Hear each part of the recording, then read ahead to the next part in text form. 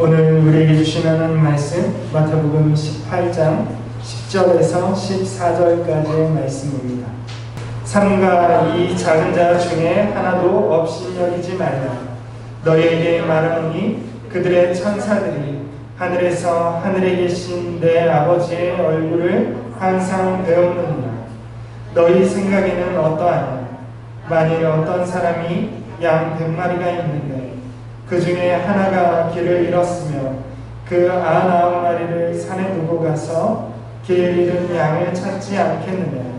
진실로 너희에게 이르노니 만일 찾으면 길을 잃지 아니한 99마리보다 이것을 더 기뻐하리라.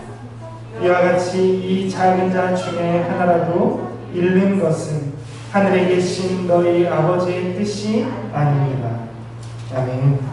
오늘 말씀은 업신여기는 태도라는 제목으로 말씀을 같이 나누기 원합니다. 여러분, 보통 진리는 복잡하지 않습니다. 오늘 본문에서 예수님은 복잡하지 않은 진리로서 복잡한 사람들의 생각을 정리해주고 있습니다.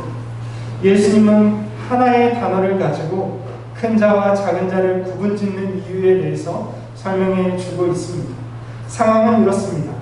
제자들이 예루살렘 입성을 앞두고 있는 예수님을 보면서 자기들끼리 치열하게 서열 경쟁, 자리다툼을 벌였습니다. 예수님께서 예루살렘에 입성하시게 되면 한 자리 차지할 생각을 가지고 서로 간에 다툼이 일어났던 것입니다. 그러나 누가 큰 자인가에 대한 결론이 나지 않았습니다. 제자들은 저마다 각자의 기준을 가지고 자기가 큰 자라고 주장했기 때문에 그렇습니다. 결국 제자들은 예수님께 자기들 사이에서 누가 큰 자인지 서열을 정해달라고 요청하기에 이르렀습니다. 예수님은 제자들의 의도를 간파하셨습니다. 제자들은 큰 자가 되고 높은 자리에 오르기를 원했습니다.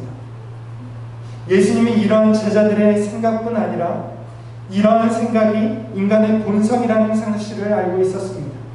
사람은 누구나 높은 자리에 남들보다 더 큰 자가 되기를 원합니다. 예수님은 크고자 높아지고자 하는 인간의 본성을 단 한마디, 단 하나의 단어로서 꼬집고 계십니다. 진리를 간단하게 한마디로, 한 단어로 설명하시는 것입니다. 10절 말씀을 보면 삼가 이 작은 자 중에 하나도 업신여기지 말라라고 예수님 말씀합니다. 제자들은 큰 자가 되길 원했습니다. 누가 우리 중에 가장 큰 자입니까? 라고 예수님께 묻기에 이르렀습니다. 그때 예수님이 이렇게 말씀하십니다. 이 작은 자 중에 하나라도 업신여기지 말라. 여러분, 예수님은 큰 자가 되려는 제자들의 내면의 욕망을 정확하게 간파하고 있습니다. 인간이 남들보다 큰 자가 되려고 생각하는 그러한 본성이 무엇인가를 예수님은 단 한 단어로서 설명하고 있습니다. 여러분, 큰 자가 되려는 목적은 작은 자를 업신여기기 위함입니다. 큰 자가 되려는 목적은 바로 거기에 있습니다. 사람들은 세상의 방식대로서 큰 자가 되길 원합니다. 높은 자리에 오르길 원합니다. 비교 우위에 서기를 원합니다. 그것은 필연적으로 남을 업신여기는 마음과 태도를 갖게 하는 것입니다. 문제는 하나님 나라에서 큰 자와 작은 자를 구분하려는 사고방식입니다. 예수님을 따르던 제자들은 각자의 기준으로서 자기를 큰 자로 여겼습니다. 세상의 방식을 가져와서 하나님 나라에 적용했던 것입니다. 예수님을 위해서 중요한 일을 맡은 제자들은 자신이 큰 자라고 생각했습니다. 특별히 예수님과 자주 동행하고 변화산에까지 올라갔던 3명의 제자들은 자신들이 예수님으로부터 특별 대우를 받는 큰 자라고 생각했을 것입니다. 이처럼 사람들은 자신을 특별한 존재로 구분짓기를 좋아합니다. 큰 자와 작은 자로 구분지어서 작은 자를 업신여김으로써 만족을 누리는 것입니다. 예수님 시대에 바리새인과 서기관들이 바로 그런 태도와 사고방식을 가지고 있었습니다. 바리새인과 서기관들은 비교 우위에 가져서 자신들과 같이 율법을 지키지 않는 사람이나 율법에 대해서 알지 못하는 사람들은 무시하고 또한 업신여겼습니다. 그런데 그들은 하나님의 아들이신 예수님조차 알아보지 못하고 업신여기는 태도를 가졌습니다. 여러분, 그렇습니다. 누군가보다 큰 자가 되려는 자는 결국에 누군가를 업신여길 수밖에 없는 것입니다.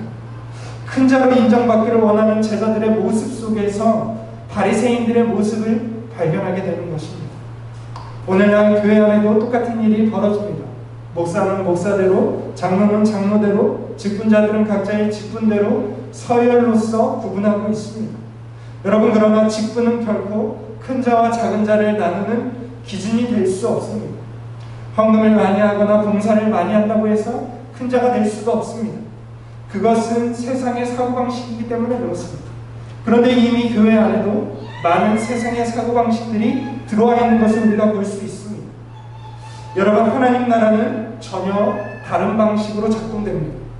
하나님의 나라는 자기를 낮추는 사람이 큰 자라고 말씀하고 있습니다. 그래서 남을 업신여길 수 없는 것입니다. 자신을 낮추는 자가 큰 자가 되기 때문에 남을 업신여기는 자는 절대로 하나님 나라에서 큰 자가 될 수 없는 것입니다. 사도 바울은 이렇게 말합니다. 나는 십자가 외에는 자랑할 것이 없다. 사도 바울은 그 진리를 깨달았던 것입니다. 여러분, 천국에서 누가 큰 자가 될 수 있습니까? 남을 업신여기지 않는 자, 자신을 낮추는 자가 큰 자가 될 수 있는 것입니다. 세상의 방식대로 우열을 나누고 치열한 순위 다툼을 하다 보면 결국에는 도태되는 사람이 생겨나게 됩니다. 교회 안에서도 세상의 방식이 작동하기 시작하면 큰 자가 작은 자를 업신여기고, 그러면 신앙에서도 낙오하는 사람들이 생길 수밖에 없습니다. 저도 목회를 하면서 수많은 사람들을 만났습니다. 교회 안에서 서열을 나누고 또한 큰 자와 작은 자를 나누고 업신여김을 당해서 교회를 떠나는 사람들을 수도 없이 보았습니다. 예수님께서는 그러한 일에 대해서 경고를 하셨습니다. 그런 일이 없을 수는 없으나 그런 일을 발생시키는 자는 차라리 연자맷돌을 목에 달아서 바다에 던지는 것이 낫다라고 말씀하셨습니다. 여러분, 그렇습니다. 작은 자 중에 하나라도 실족하게 하면 화가 있다는 것입니다. 누군가를 업신여기는 사람에게는 화가 있는 것입니다. 스스로를 낮추지 않으면 결국 우리는 누군가를 실족하게 만들 수 있는 것입니다. 예수님은 남을 업신여기면 안 되는 이유에 대해서도 제자들에게 설명해주고 있습니다. 10절 말씀에 보면 그의 천사들이 하나님을 배웠고 보고하기 때문에 업신여겨서는 안 된다고 말씀하고 있습니다. 여러분, 하나님은 작은 자를 소중하게 여기시는 분이십니다. 업신여김을 받는 보잘것없는 존재라 할지라도 하나님은 천사들을 동원해서 그들을 보살피고 계시다는 것입니다. 누군가를 업신여김을 받는 일에 대해서 하나님은 무관심하시지 않습니다. 하나님은 작은 자를 돌보시고 업신여기는 자들을 감찰하시고 있습니다. 이유는 두 가지가 됩니다.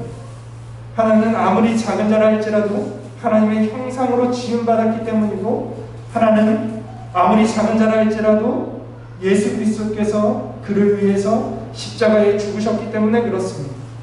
여러분, 이 두 가지를 우리가 기억할 때 우리는 결코 누구도 업신여길 수 없는 것입니다.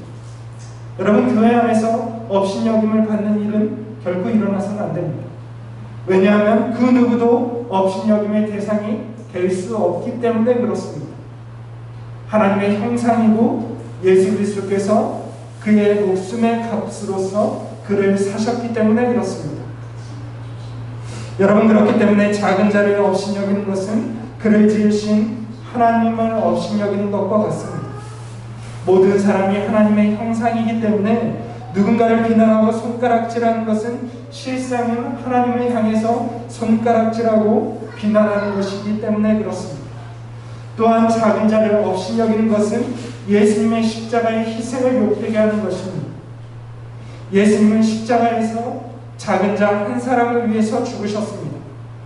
즉, 천국의 작은 자는 예수님의 목숨의 가치를 갖고 있다는 것입니다.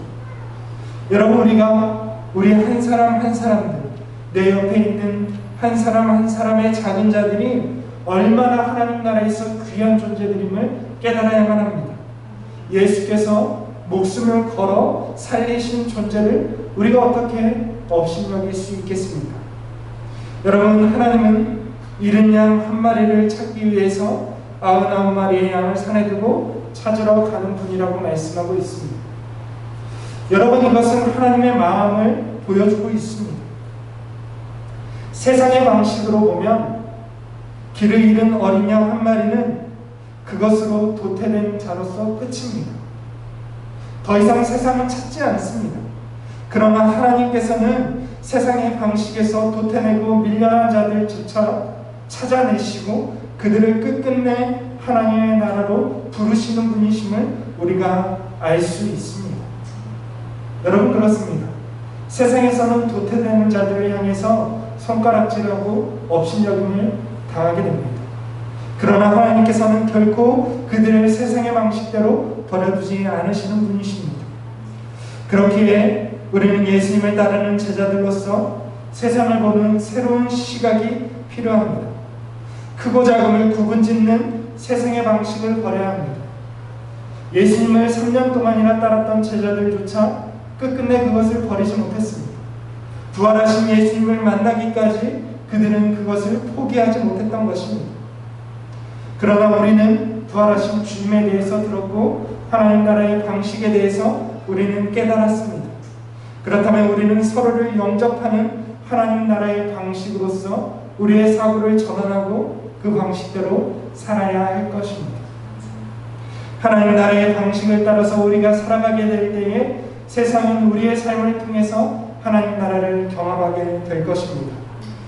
우리 안에서 하나님께서 가르쳐 주신, 우리 주께서 우리에게 기대하시는 하나님 나라의 방식으로서 서로를 존경하고 서로를 영접하고 서로가 서로에게 업신여기지 않는 하나님 나라를 이루는 하나님 속교회 될 수 있기를 주님의 이름으로 축원을 드립니다.